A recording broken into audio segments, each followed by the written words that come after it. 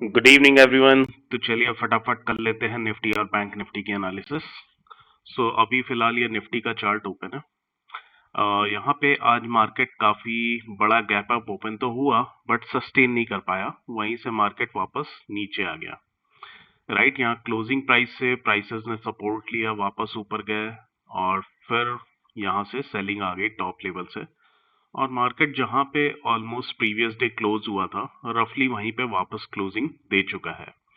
अभी इस केस में क्या है, जो यहाँ पे बायर बैठे हुए थे प्रीवियस डे, ठीक है, इतना बड़ा जब गैप अप खुल रहा है मार्केट, तो ये बायर ऑलरेडी प्रॉफिटेबल हो गए होंगे। और इधर इन्होंने ये जब डाउनफॉल आया तब अपना जो भी प्रॉफिट है बुक कर लिया होगा, या फिर मार्केट इतना ऊपर जा रही है और फिर ये हेड एंड शोल्डर पैटर्न बना रही है, तो इसके नीचे कहीं पे ट्रेल किया होगा और प्रॉफिट बुकिंग करके चले गए होंगे। व्हाट आई मीन टू से कि जो बायर है नीचे वो सब प्रॉफिट बुक कर चुके हैं, नीचे कोई भी बायर अवेलेबल नहीं होगा। यहाँ पे आज जो बायर आए होंगे, बिकॉज मार्केट की क्लोजिंग भी जहां ओपन हुआ था उसी के आसपास है, राइट, प्रीवियस डे के आसपास। तो बायर कोई भी अपनी पोजीशन होल्ड करके नहीं गया होगा।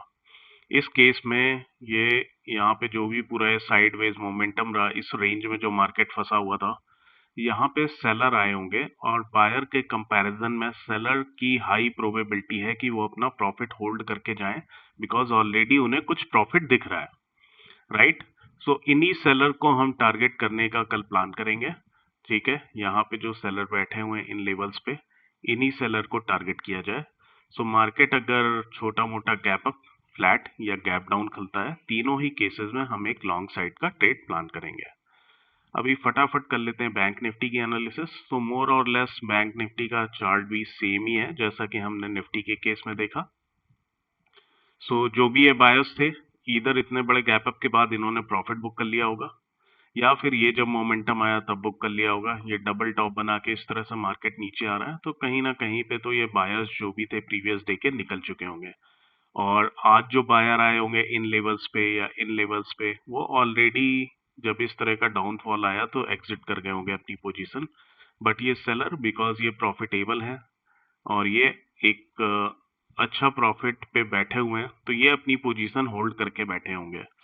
इन्हीं को हम कल टारगेट करेंगे। गैप अप, फ्लैट या गैप डाउन, तीनों ही केसेस में इनको टारगेट करेंगे। और अपना जो टारगेट होगा, हम ये 56,000 का लेवल का ब्रीच देख सकते हैं कल, बिकॉज जहां से ये जो टॉप से सेलिंग आई है, इन्होंने अपने एसएल 56,000 के ऊपर लगाए होंगे, तो एक पॉसिबिलिटी है कल मार्केट एक रन अप देके 56,000 के ऊपर क्लोजिंग दे।